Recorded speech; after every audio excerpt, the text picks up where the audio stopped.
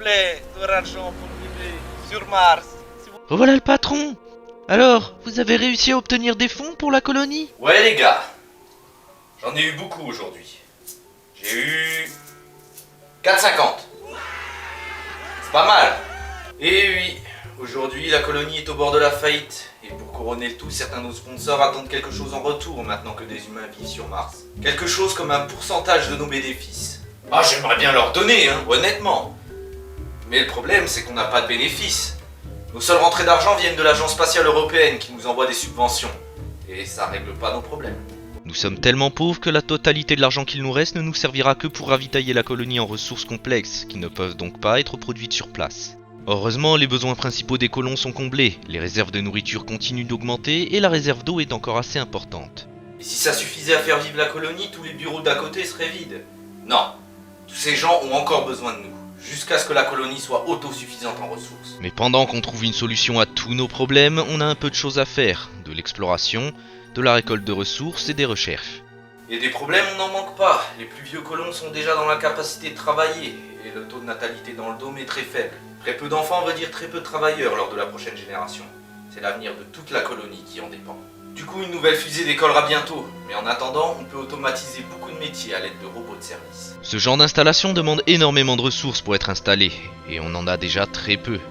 Mais c'est un risque qu'il faut prendre. Il y a de moins en moins de personnes en état de travailler. Notre centrale à fusion fonctionnait déjà automatiquement depuis un moment, mais l'installation d'un tel système nous cause encore des problèmes à cause des ressources utilisées lors de la construction et des maintenances. Ah mais c'est pas vrai, comment on peut faire?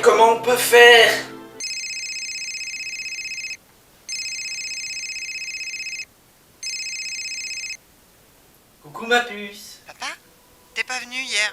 Je voulais te voir. Je suis désolé, j'ai beaucoup de boulot en ce moment. Je viendrai demain, promis. Papa, je voulais te demander... Est-ce qu'il pleut souvent sur Mars? Hein? Je plaisante. Je sais que je n'ai pas besoin de parapluie là-bas. En fait, je voulais juste savoir quand on partait. Ah, bientôt. On a encore quelques réglages à faire par ici. On va bientôt pouvoir y aller. T'inquiète pas. D'accord. Ne pars pas sans moi, hein. Sinon je t'en voudrais toute ma vie. Tu dois avoir beaucoup de boulot. Je vais te laisser. Bisous. Oui, c'est ça. Des bisous.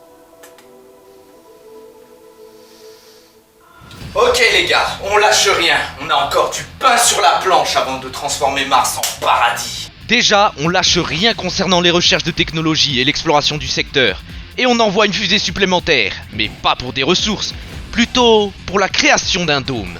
Si on fait rien, on est dans la merde. Mais si on tente quelque chose, on a une chance de s'en sortir. C'est qui tout doux. Je suis prêt à parier l'avenir de la colonie.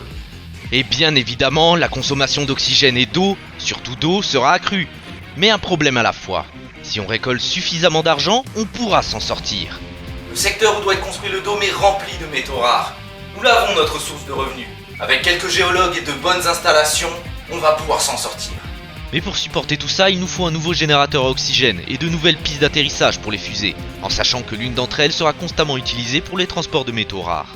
Mais avant d'envoyer les géologues, nous allons envoyer quelques nouvelles têtes, et notamment des botanistes dans les anciens dômes. On ne sait rien. On ne sait même pas si les réserves de nourriture vont tenir. On avance à l'aveugle. Les bâtiments sont progressivement construits dans le dôme des géologues. Dès l'arrivée de la première fusée, ils vont pouvoir se mettre au boulot. On en enverra même une deuxième pour qu'aucun poste ne soit vacant.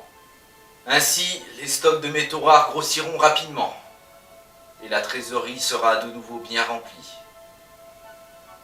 Ne t'inquiète pas, Sarah. Je ne partirai pas sans toi.